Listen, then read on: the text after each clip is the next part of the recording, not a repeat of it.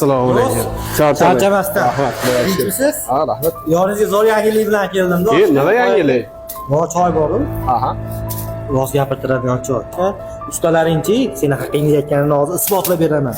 Bu choydan damlaymiz, ichiramiz, ko'rasan. Haqiqat gapirib turadi. Yo'q-e. Qiziqtirib qo'ydingmi? Haqiqatni gapirtiradigan bo'lsa, sinab beramiz uni.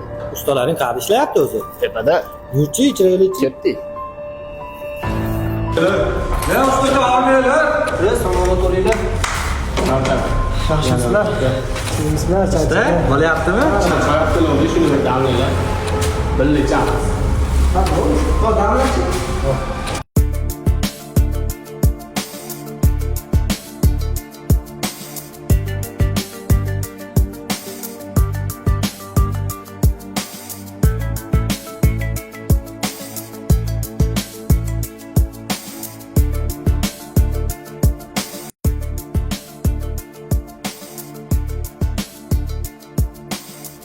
Qanchaliklar, aka?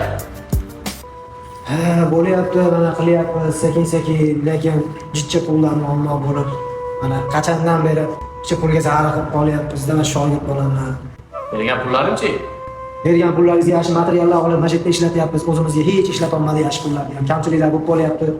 Shu yerga ketib qolyapti-da. Mana bechora shogirdim mana qachondan beri shu yuragidan tosh ko'chgan, og'riyapti, banisaga olib borgan puli yo'q shu bechora. Tovonida sakrab yuribdi qachondan beri bechora, ha? Onqaring ranglari ham ko'karib ketgan bechora.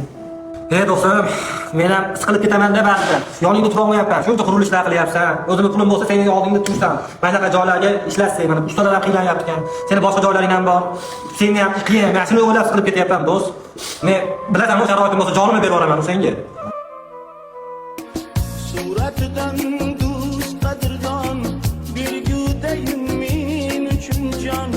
Suratidan do'st qadrdon, bergudayim men uchun jon. Asli ichimdagi shayton, ichimdagi dushmanlarim. Oldu be. Nega beraman buni? Bu choy mendan chiqarib edi. Boshlamaydi ekan. Mo'mini oshlayapti. Yana 250 danida senga qarada. Siz 5000 so'mga choy olib bilasizmi, qancha daromad qilib olyapsiz? Bu jinni shogirdingiz xazakamdan olayotgan bo'lsa. Mashina olmayapsiz lekin. Kelishimni buzib olasiz. Nadan senga yana $1 ko'p beryapti.